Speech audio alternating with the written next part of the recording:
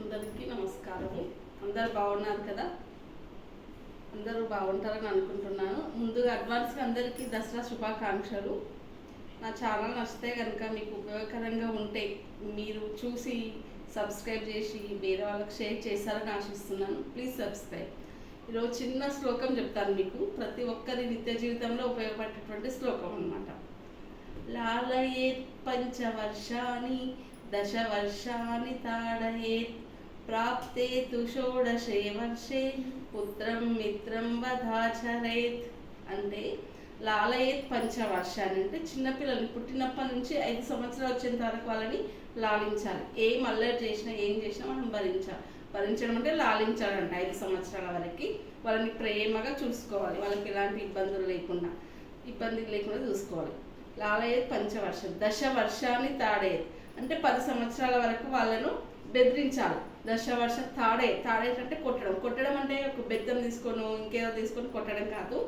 వాళ్ళని భయపెట్టాలి. మనం కన్నులతో చూస్తేనే వాళ్ళు భయపడేటట్టు. అంటే ఆ పిల్లలు ఏది తప్పు ఏది ఒప్పు 10 సంవత్సరాల వరకు తెలుసుకునేటట్టు మనం భయపెట్టాలన్నమాట. ప్రాప్తేతు షోడశే వర్షే పుత్రం మిత్రం వదాచరేత్. ఇంకా 16 సంవత్సరాలు వచ్చినా మనం పిల్లల్ని దండించలేము కదా. కాబట్టి పుత్రునితో మిత్రునిలాగా ఉండాలన్నమాట.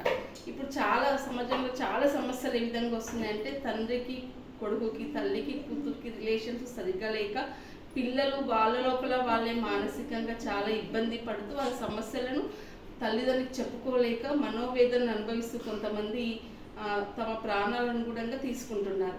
సో సమాజంలో అలాంటివి జరగకుండా ఉండాలంటే ఇప్పుడు ఈ శ్లోకం ద్వారా పిల్లల్ని పెంచాలి. 16 సంవత్సరాల తర్వాత పిల్లల్ని పుత్రుని కానీ పుత్రికని కానీ మిత్రునిలాగా స్నేహంగా చూసుకోవాలన్నమాట. వాళ్ళని బెదిరించడం కానీ నువ్వు మంచిగా చదవాలి, నువ్వు అనుకున్నదే సాధించాలి అలాంటివి చెప్పి బెదిరించడం, బ్లాక్మెయిల్ చేయడం చేయకూడదు. అట్లా చేసినప్పుడు అట్లా చేయకుండా ఉంటే పిల్లలు వాళ్ళ మనసులో ఉన్నటువంటి బాధను ఒక ఫ్రెండ్కి చెప్పుకున్నట్టు మీకు తల్లిదండ్రులకు చెప్పుకోవడం జరుగుతుందన్నమాట. కాబట్టి ఎట్టి పరిస్థితుల్లో పిల్లల్ని మందగించకూడదు. వాళ్ళ సమస్యలు ఏందో తెలుసు, తల్లిదండ్రుల సమస్యలు ఏందో తెలుసుకుని సమస్యకు పరిష్కారం చూపించాలి. ఇంకోటి, ఇప్పుడు ఈ పిల్లలు ఏం చేస్తున్నారు, ఈ సమాజంలో ఈ నేటి పిల్లలు ఏం చేస్తున్నారంటే దగ్గర కూర్చోబెట్టుకొని చెప్పినా కూడా మంచిగా చెప్పినా కూడా వినకుండా తల్లిదండ్రులనే చాలామంది బ్లాక్మెయిల్ చేస్తున్నారు. ఏ విధంగా అంటే నువ్వేమన్నా అంటే నేను చనిపోతాను, నేను ఎక్కడికో వెళ్ళిపోతాను అలా బ్లాక్మెయిల్ చేస్తున్నారు. కాబట్టి వాళ్ళు బ్లాక్మెయిల్ చేయడంలో పోషకులు కూడా చాలా భయపడుతున్నారు. నాకున్న ఒకటే కొడుకు ఇద్దరే కొడుకు ఏం చేసుకుంటారని భయపడుతున్నారు. ఎవరు కూడా భయపడొద్దు. మీ పిల్లలు కాబట్టి పిల్లల్ని దగ్గర కూర్చోబెట్టుకొని చెప్పండి. మీరు మంచి స్థాయిలో ఉన్నారంటే, మీకు మంచి పొజిషన్లో ఉన్నారు అంటే మీరు మీ పిల్లవాడిని దగ్గర కూర్చోబెట్టుకొని చెప్పండి. మీరు మంచి పొజిషన్కి రావడానికి మీరు ఎంత కష్టపడ్డారు, ప్రతి కష్టం విలువ పిల్లలకు చెప్పాలంటే మీరు ఎంత కష్టపడితే ఇప్పుడు ఒక పొజిషన్లో ఉన్నారు, మంచి స్థాయిలో ఉన్నవారు. ఒకవేళ చిన్నప్పుడు పిచ్చి వేషాలు వేసి ఇప్పుడు ఒక వెరైటీస్ అంటే వేరే చెడు స్థానంలో ఉన్నటువంటి వాళ్ళు, అంటే చెడు స్థానం అంటే తప్పుగా అర్థం చేసుకోవద్దు. అంటే ఒక ఉద్యోగం సాధించలేక ఒక పని చేయలేక ఉన్నటువంటి వాళ్ళు కూడా మీ పిల్లల దగ్గర కూర్చోబెట్టుకొని చెప్పండి. ఎందుకంటే మీరు ఏం చేస్తే ఆ స్థాయికి వచ్చిర్రు. సో మీరు చిన్నప్పుడు ఎలా ఉంటే ఈ స్థాయికి వచ్చిండ్రు. మీరు చేసినట్టు పొరపాట్లు కూడా నేను ఈ విధంగా పొరపాటు చేశాను కాబట్టి నాన్న నేను ఈ స్థాయిలో ఉన్నాను బిడ్డ అని చెప్పి మీరు చేసినట్టు పొరపాట్లన్నీ చెప్పండి.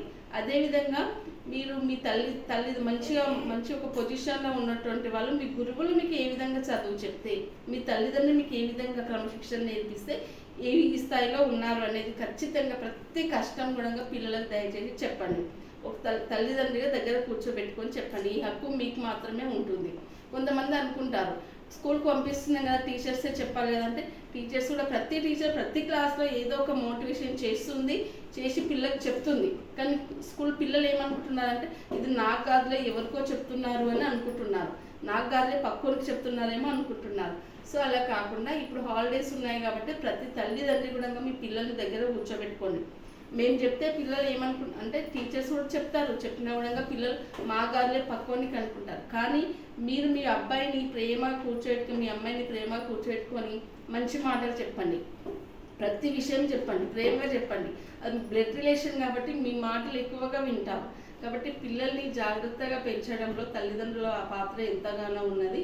హాలిడేస్ కాబట్టి ఖచ్చితంగా పిల్లల్ని దగ్గర కూర్చోబెట్టుకొని ఏది మంచిది ఏది చెడు, మంచి చెడుల మధ్యలో విచక్షణ జ్ఞానాన్ని పెంచండి. మనం పిల్లలకు ఆస్తులు ఇవ్వకపోయినా పర్వాలేదు, కానీ సంస్కారాన్ని ఇవ్వాలండి.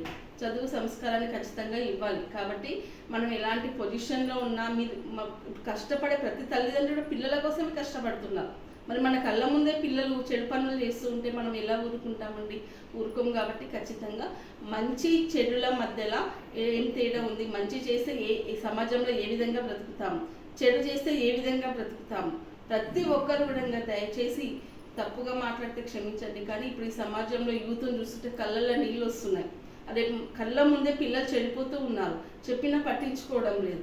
కాబట్టి దయచేసి తల్లిదండ్రులుగా మీరు కేవలం టీచర్స్ మీద వదిలేయకుండా, తర్వాత వేరే వాళ్ళ మీద వదిలేయకుండా దయచేసి తల్లిదండ్రులుగా మీ పిల్లల్ని దగ్గర కూర్చోబెట్టుకొని చెప్పండి. దయచేసి చెప్పండి. వాళ్ళు యూత్ టీనేజ్లో ఉన్నారు కాబట్టి ఎవరు చెప్పినా వినరు. వాళ్ళ మనసు చెప్పిందే వింటారు, ఎదురు మురుగుతారు. ఎదురు మూడడం వల్ల ఎలాంటి సమస్యలు వస్తాయి. మంచి నేర్పించండి. దయచేసి అందరూ కూడా మంచి నేర్పించండి. అలా నేర్పిస్తారని పిల్లల్ని నేటి బాలలే రేపటి పౌరులు. కనీసం ఇప్పుడు తల్లిదండ్రులు వాళ్ళు ఏంటంటే, ఇప్పుడు తల్లిదండ్రులు మనం దేశానికి ఏమి ఇచ్చాము, దేశం మనకేమి ఇచ్చింది అనే కన్నా దేశానికి మనం ఏమి ఇచ్చాము అనేది ముఖ్యం. దేశానికి ఏమి ఇవ్వకపోయినా పర్వాలేదు, ఒక పౌరునిగా, ఒక మంచి బిడ్డగా మంచిగా చదువుకొని తనను తాను పోషించుకునే స్థితిలో ఉంటే చాలు ఈ సమాజంలో. ఎందుకంటే పెద్ద కనుక తల్లిదండ్రులను విడిచిపెట్టే వాళ్ళు చాలామంది ఉన్నారు. కనీసం తనను తాను పోషించుకునే విధంగా, తను ఒక స్థాయిలో ఉండి మంచిగా చదివి ఒక జాబ్ తెచ్చుకునే విధంగా తయారు చేయాలండి. ఎందుకంటే పిల్లలకు తెలియదు, చాలామందికి తెలియదు ఏది చెడు ఏది మంచి అనేది తెలియదు. కాబట్టి టీచర్స్గా చాలామంది మేము చాలా ప్రయత్నాలు చేస్తున్నాం, మారుస్తున్నాం ప్రతి టీచర్ కూడా. ఎందుకంటే టీచర్కు పిల్లల్ని పేరెంట్స్ టీచర్స్కి అప్పచెప్పి వెళ్ళిపోతారు. కానీ ప్రతి టీచర్ కూడా వాళ్ళ పిల్లల కన్నా, మా పిల్లల కన్నా మా దగ్గర చదువుకున్న పిల్లలే చాలా గ్రేట్, చాలా గొప్ప స్థాయిలో ఉండాలని చూసుకొని, ఒక కొవ్వొత్తి ఏ విధంగా, క్యాండిల్ ఏ విధంగా కరిగిపోతూ వెళ్తూనిస్తుందో ప్రతి టీచర్ కూడా తనకున్న జ్ఞానంతో పిల్లలకు సమాజంలో ఎలా ఎదగాలి, ఎలా ఉండాలి, ఎలా చదివితే పైకి వస్తారని నేర్పిస్తున్నారు. ప్రతి టీచర్ ఎక్కడైనా సరే ప్రతి టీచర్ నేర్పిస్తుంది. టీచర్స్ ఇంకా ఉపనిషత్తుల్లో చెప్పినటువంటి విషయాలు ఏంటంటే, ఫస్ట్ మాతృదేవోభవ, పితృదేవోభవ, ఆచార్య దేవోభవ అని చెప్పారు. మొదటి స్థానం తల్లిదండ్రులకు ఇచ్చారు, తర్వాత నెక్స్ట్ స్థానం గురువుకి ఇచ్చారండి. సో గురువును ఎవరైతే ఇప్పుడు నేను ఈ స్థాయిలో మీ ముందు నిలబడి వీడియో చేయగలుగుతున్నానంటే నా తల్లిదండ్రులు, తర్వాత మా గురువులు. మా తల్లిదండ్రులు నేర్పించినటువంటి విద్యాబుద్ధులు, క్రమశిక్షణ, అదేవిధంగా మా గురువులు నేర్పించినటువంటి విద్య. చదవకపోతే మాకు ఇళ్ళ మధ్యలో స్కేల్ పెట్టి ఏదో రకంగా భయంకరమైనటువంటి కొట్టుడు కొట్టి మమ్మల్ని చదివించే వాళ్ళండి. మేము చదివింది గవర్నమెంట్ స్కూల్లోనే, ఎప్పుడు ఫీల్ కాలేదు. మంచిగా చదివి ఇప్పుడు ఈ స్థాయిలో ఉన్నామంటే మా గురువులు, మా పేరెంట్సేనండి. అందుకనే పేరెంట్స్గా ప్రతి ఒక్కరు కూడా ఖచ్చితంగా పిల్లల్ని దగ్గరికి తీసుకొని ప్రేమగా మాట్లాడి, ఒక ఫ్రెండ్తో ఏ విధంగా మాట్లాడతారో ఆ విధంగా మాట్లాడి దయచేసి మంచి చెడుల గురించి చెప్పాలి. చెప్పే బాధ్యత మీదే. కాబట్టి ఖచ్చితంగా చెప్పండి.